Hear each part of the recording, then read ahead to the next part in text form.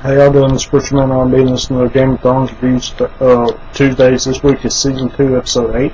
What happens on this week's episode starts off with Theon, and he's at Winterfell, and he's trying to make the people listen, and even though he's quote-unquote killed the Stark boys, we find out at the end of the episode that these aren't the Starks, because the Wildling woman and Hodor and Bran and Rickon have circled back and are in the crypts of Winterfell, and Theon doesn't know this. And the reason we find this out is because we see the Wildling woman, and the Maester sees the Wildling woman, and he goes to talk to her. He tells her what happens. He tells her that Theon's killed them two farmer boys and posed them off as Bran and Rickon. That's all that really happened with Winterfell.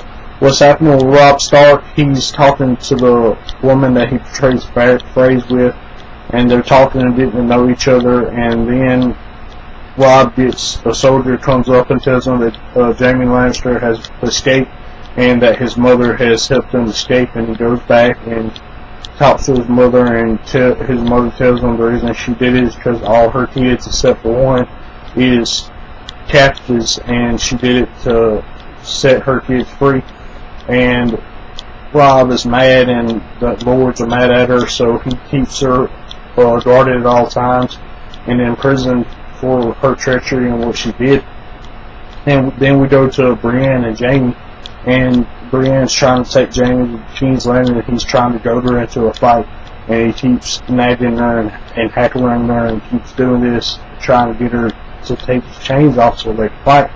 And they go on in a ship, in a boat, and that's all we see of them. What's happening with Tyrion and King's Landing? He's trying to figure out a way to stop the siege of King's Landing when Stannis gets there, and he's reading all these books, and he's talking to Bronn and trying to get Bronn to wear gold cloak and everything, because he's the head of the gold cloaks, and he says he doesn't do it because it would give away his position. And then Varys comes in and tells Tyrion that he's glad that thievery has gone down, because Bronn has imprisoned all the known thieves.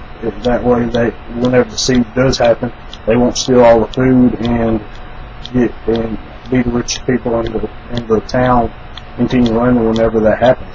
So that's why Bronn does this. And then Tyrion is talking to Cersei, and she tells him that she has his whore, but it's not Shay, it's the woman that Tyrion got with in Season 1, and he's playing it off like this is the whore he cares about when it really ain't. And he tells Cersei that she will pay for this, and the debt will be paid, and she'll know when it happens, because she'll have a taste of ash in her mouth. And after this, we go to Arya, and Arya and them's trying to get away, and she talks to Jack and her daughter, and Jack and her daughter tells her to give him a name, and she says Jack and her daughter, and he tells her to unname his name, and she says the only way she's going to do that is if he helps them escape. So he does this and kills two guards, and Arya and them walk through the gates and escape. Now what's happening with Jon Snow? He gets captured by the Lord of Bones, and we find out that his head ranger that he's with has been captured too, and is going to die trying to look for Jon Snow. And he's telling Jon Snow that when the time comes, he needs to do what he needs to do, and he acts like they're fighting to get to that point where that can happen. And what else happens with Daenerys? We only see a little bit of her and Jorah are talking, and he's trying to convince her to leave, but she's not leaving without her dragons. And that's really all that happened on this week's episode. My question for y'all is, what do y'all think is going to happen when Stannis gets to King's Landing? As always, Richmond, I'll be signing out. Have a good day. See y'all next time.